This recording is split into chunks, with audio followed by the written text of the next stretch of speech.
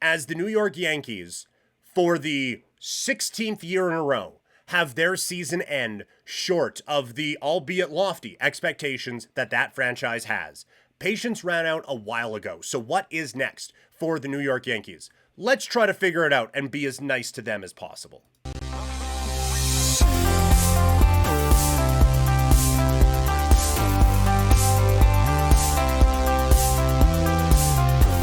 It's going to be a 9-hour stream by the time we're done with this. So, another season of disappointment for the New York Yankees. Another year comes and goes with the Yankees not winning a World Series. The 2010s were already the first decade that the Yankees had never won a World Series in, and now we're halfway through the 2020s, and the only banner that has been able to fly at Yankee Stadium out of this was, hey, we got to the 5th game of the World Series last year.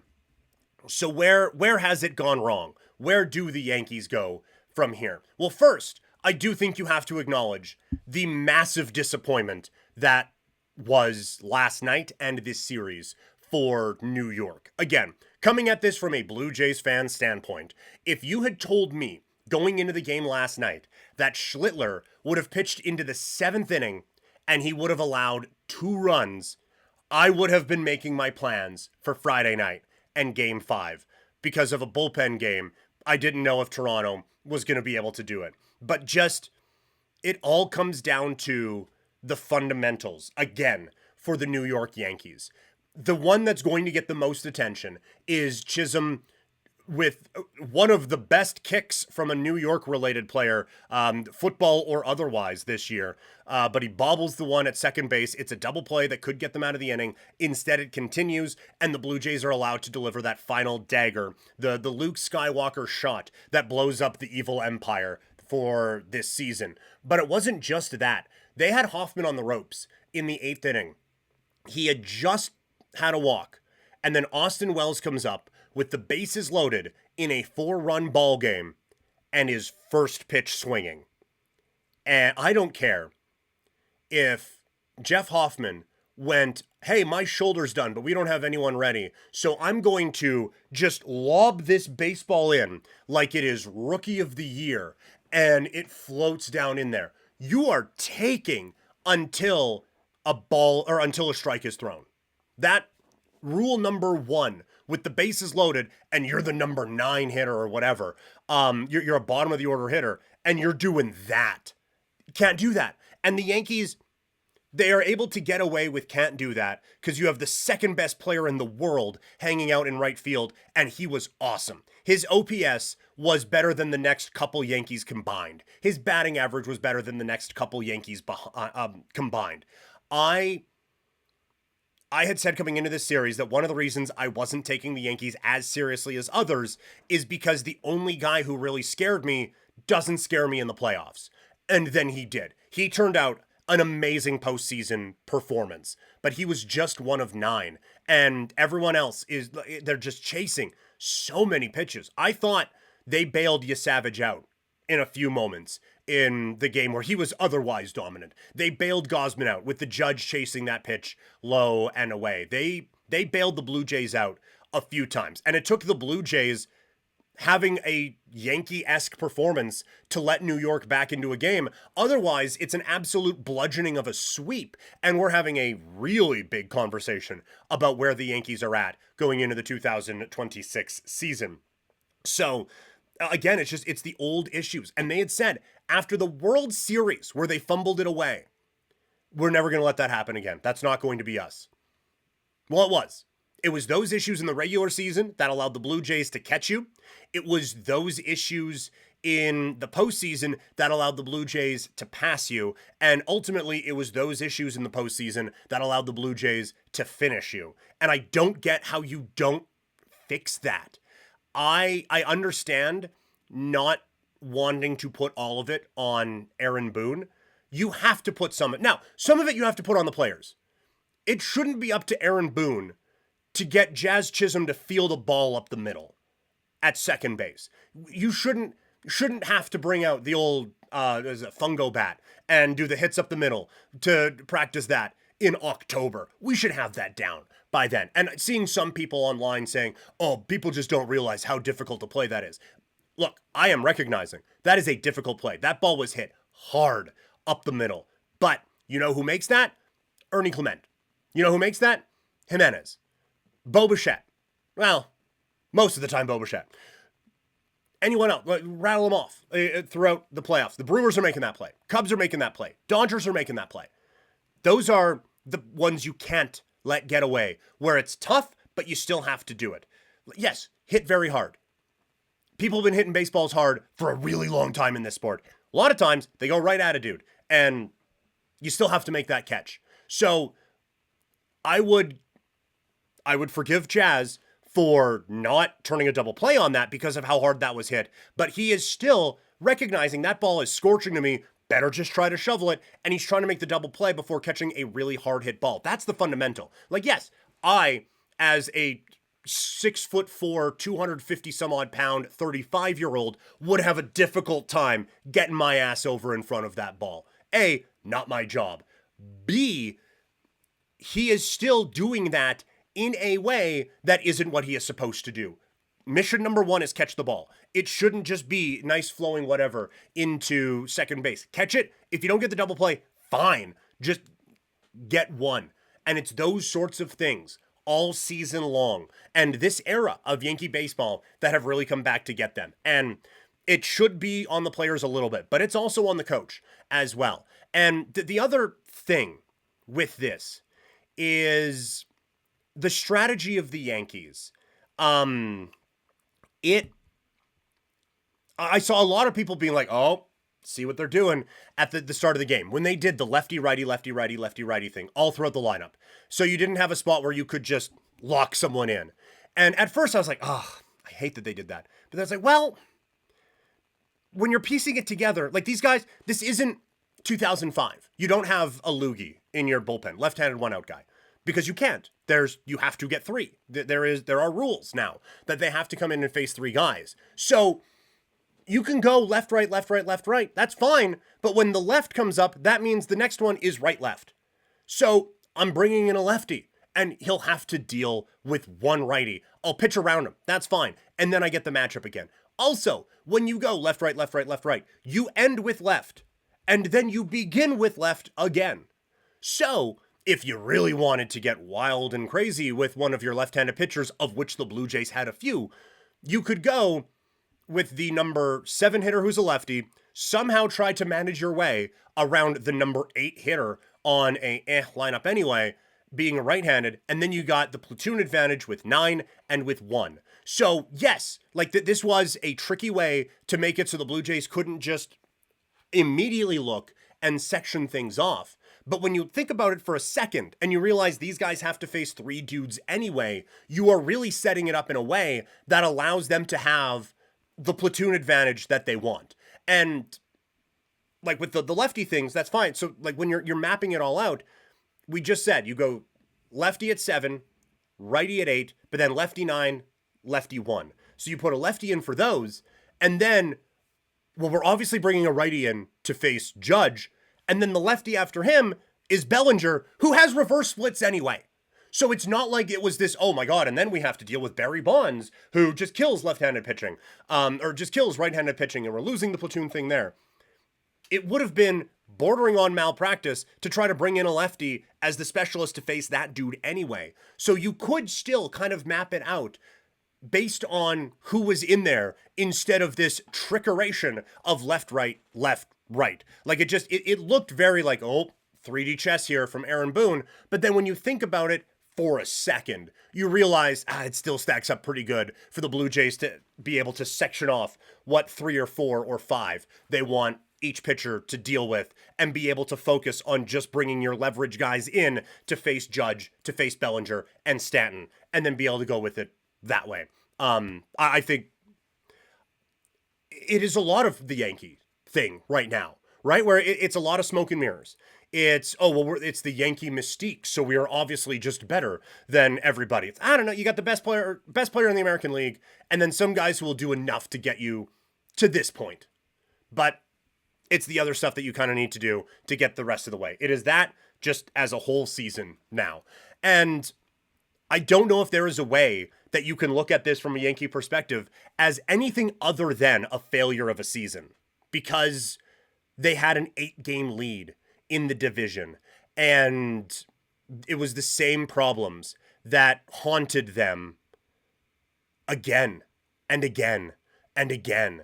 And so I don't know how you view this as anything but a failure for New York. And I get it was a year without Garrett Cole, who blows out his arm, and he missed the entire season after undergoing Tommy John surgery. But that has always been the thing of the Yankees, is that they have the money to just make up for it. And you knew it's not like he blew out his arm in September. You've known all season long that this was going to be a thing. And they backfilled pretty well, but then the roster, just not good enough. And I think we're at a point where this roster needs an overhaul now. I think that part is very clear.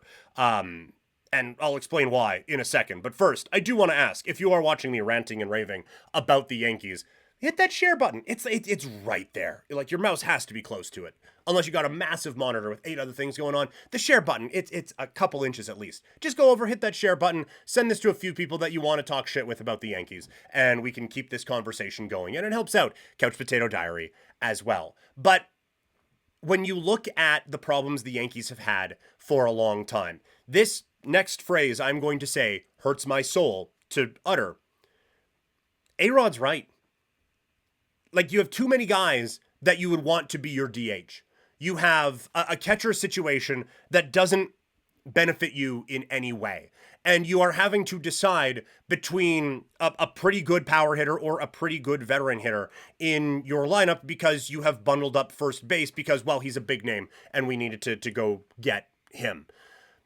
This is entirely flawed. The whole process is so flawed with what the Yankees are doing right now. And I don't think 1 or 2 players fixes this. I don't think you, like, just the whole roster aside from Judge, I don't think you need to blow up. Obviously, like, pitching wise, with Cole coming back next year, Rodon, Fried is locked up for a bit. The Blue Jays aren't exactly shaking in their boots, but he's still with Cole, Fried, Rodon, Schlittler, and then Heel or whoever. That's a good 5. You're feeling okay about that. The bullpen has been inconsistent for a really long time. Doval feels like a kid that you can roll with, but aside from that, like, Bednar's good, not great.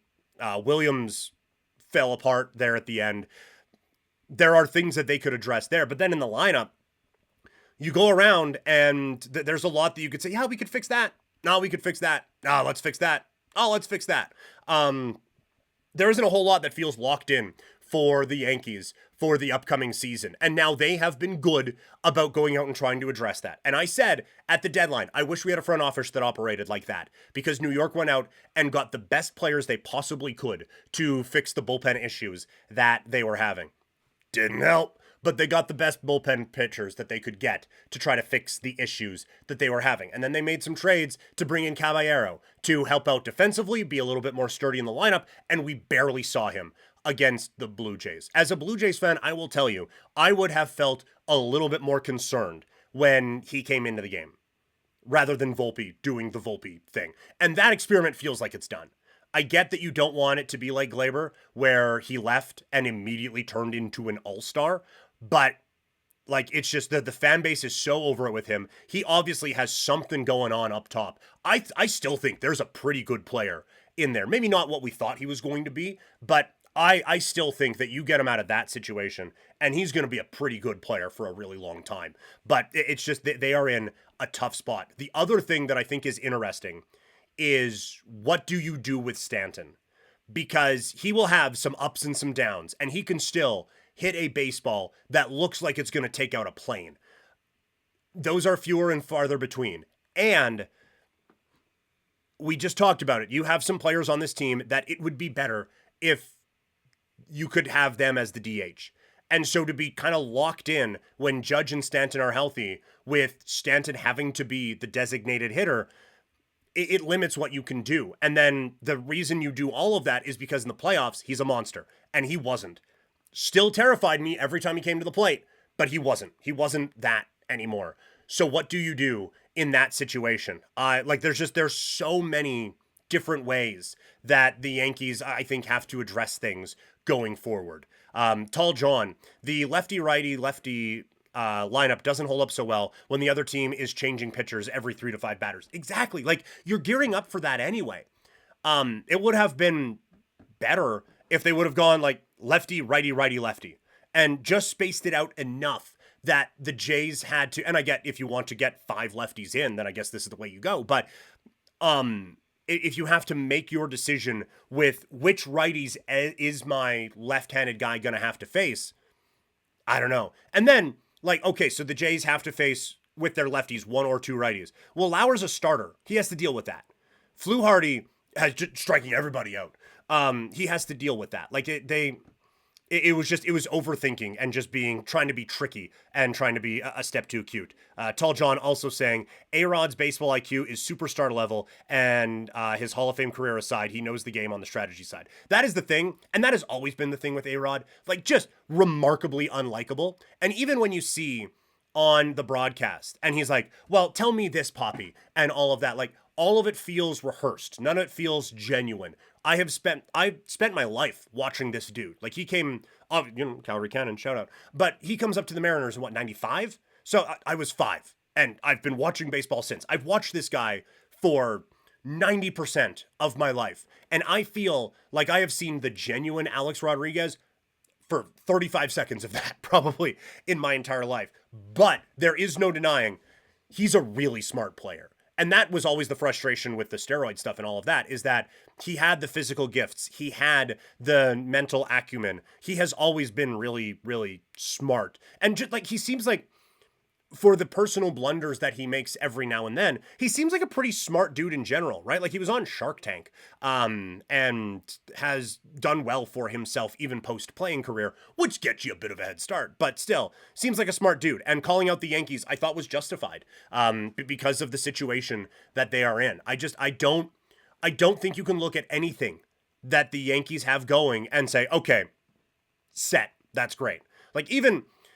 Like, Aaron Judge is obviously excellent. And I'm not saying they need to trade Aaron Judge. Although if they want to, like, he's already living in Toronto, or already living in New York. That's close to Toronto. Just keep him around. Like, you know what? Just help you sell some tickets when you trade him away.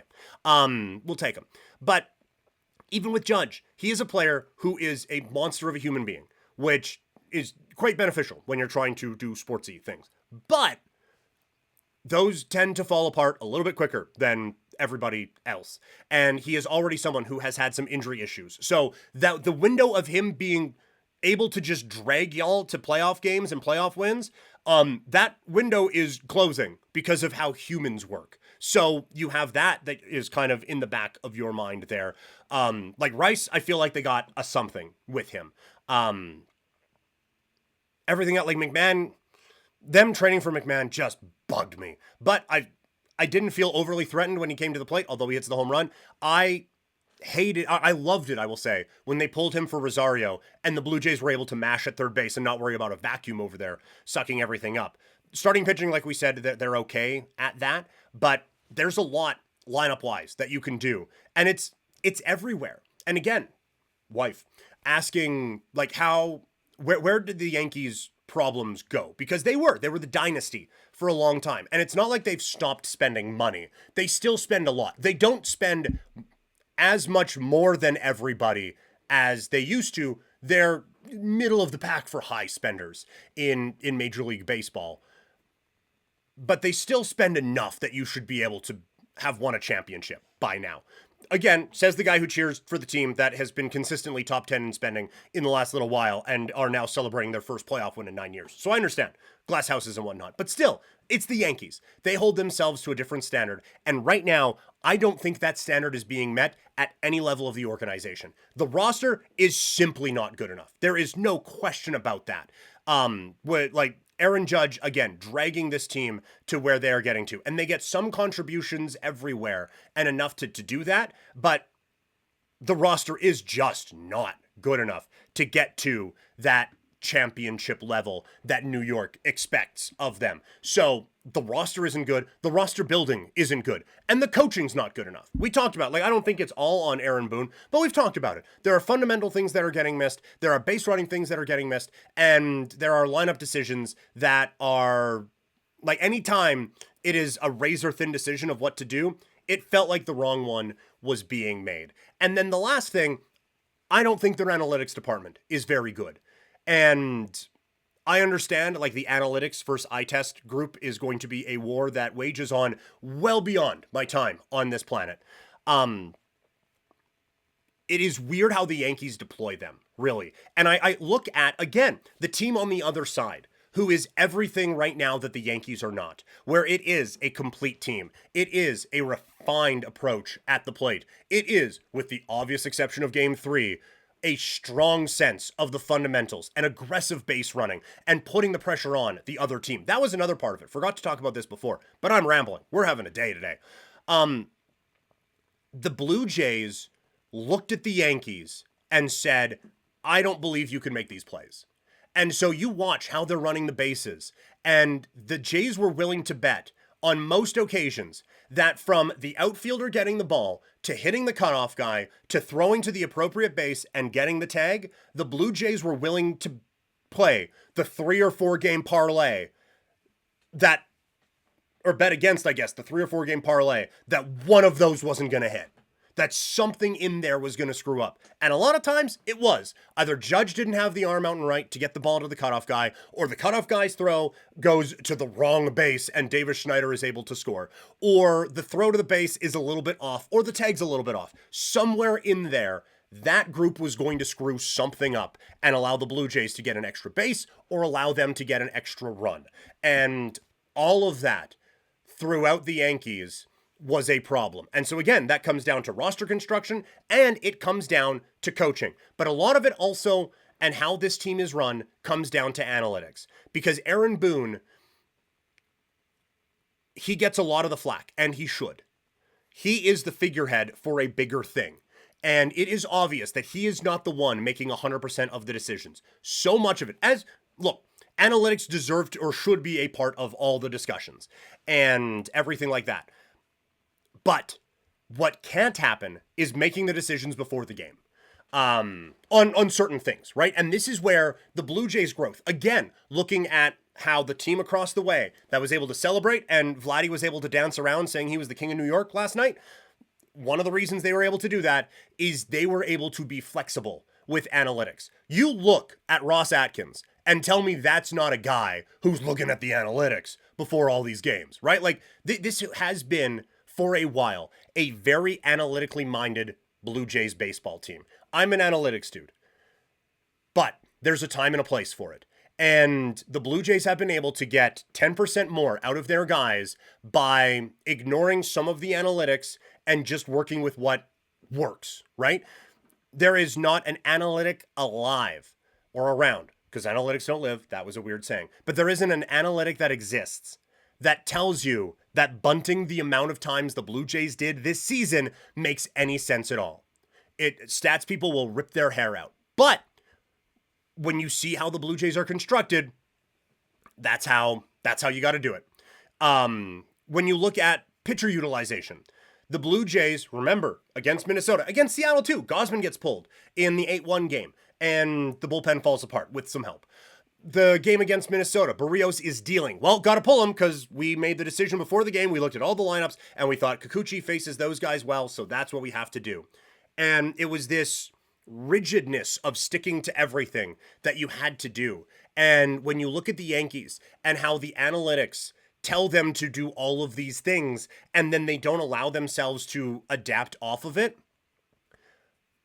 that's a failure. That is an organizational failure. And so they are either looking at the numbers incorrectly or looking at the wrong numbers or just really dumb about how to implement it. But it has been a failure. And you look again at the masterclass that John Schneider put on to beat the Yankees and knock them out of the playoffs and see how he's been able to actually use feel, actually be a manager, implement the analytics when you need, okay, we like how Santander's swing path goes against this guy. Oh, hey, look at that. It's a single. Play those matchups and do all of that. But recognize in the moment, hey, maybe we don't need to pull Max Fried after 91 pitches in the American League wildcard game. And maybe we don't just need to go left, right just to throw off the platoon splits or anything like that. So it is it is the analytics department, it is the implementation of such on a roster that is very bad and poorly coached. But aside from that, at least you got Aaron Judge. And again, last thing I will say, they are getting dunked on a lot today. And part of that is what comes with the territory, right? If the Yankees had beat the Blue Jays, I don't think they're dancing around to views of the six and like all of a sudden Aaron Judge is the king of Toronto and they're not singing "Oh Canada" in a mocking way or anything like that. But because the Yankees have been the Yankees for so long and been so obnoxious about it, you kind of got to take your medicine with it now. But you have to recognize that the reason that we're all making fun of you right now is because of the standard that you set for the first 100 years of the franchise and how you are absolutely failing to meet those expectations right now. So while that's happening, the rest of us are going to rejoice. Once more, from the Twitch chat, Tall John. I know it's hard to compare baseball and hockey, but this year's Blue Jays remind me of the scrappiness and defensive powerhouse that the New Jersey Devils used to be back in the day.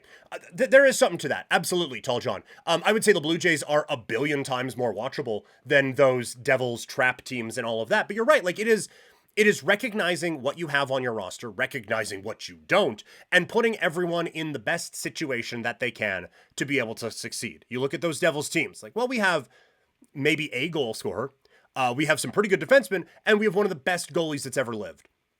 Think we should probably play defensively here, boys, and just play to the strengths. Blue Jays were able to do that. Yankees never really figured out what their strengths were, and that is why Toronto is celebrating still to this moment, and the Yankees are figuring out what went wrong for the 16th time in a row.